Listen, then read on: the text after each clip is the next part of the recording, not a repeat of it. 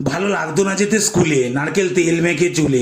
এক একদিন তো ইচ্ছা করেই বই নিয়ে যেতাম না ভুলে। পিঠে ভারী ব্যাগ ঝোলানো, সেই ভাঙা সাইকেল চালানো, তবে থেকে যেতে ভালো লাগতো যবে থেকে শিখলাম স্কুল পালানো। এক বন্ধু ছিল আমার, কলার সোজা থাকতো তার জামার। স্কুল পালানোর আলাদাই টেকনিক ছিল সেই মামার। বলতো শোন আমার কথা, খাটাবি একটু মাথা, পরের দিন যেন ধরা না পড়িস স্যার যতই চেক করুক প্রেজেন্টের খাতা। প্রথম পিরিয়ডে বসবি ফার্স্টে, সেকেন্ড পিরিয়ডে বসবি লাস্টে, তারপর টিফিনটা হলেই টুক করে স্কুলের পাঁচিলটা যাবে একটু টপকে কষ্টে। আমি বললাম কেন? বললো কেউ বোঝে না যেন, ছেলে পুলে সাইকেল লাগাতে ওস্তাদ, ও সব কটাকে চেনো?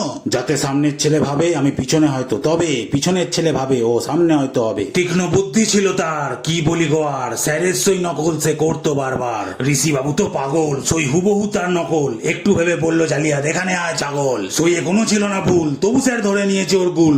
স্যার লাল কালি ছাড়া সই করে না, আরো নীলে করে ফেলেছে ভুল। স্যার তাকে নিয়ে কোলে, সেই যে জালিয়াত নাম দিলে, রাস্তাঘাটে এখনো সে একই নাম চলে। দাঁড়িয়ে বারান্দায় স্কুলে দেখতাম সব ভুলে, কি সুন্দর বিনা বাধায় মানুষ আর গাড়িগুলো যাচ্ছে চলে। আজ রাস্তায় দাঁড়িয়ে দেখি স্কুলের বারান্দাটায় দিও কি সুন্দর হতো যদি ওখানে কাটাতে পারতাম জীবনটা বাকি।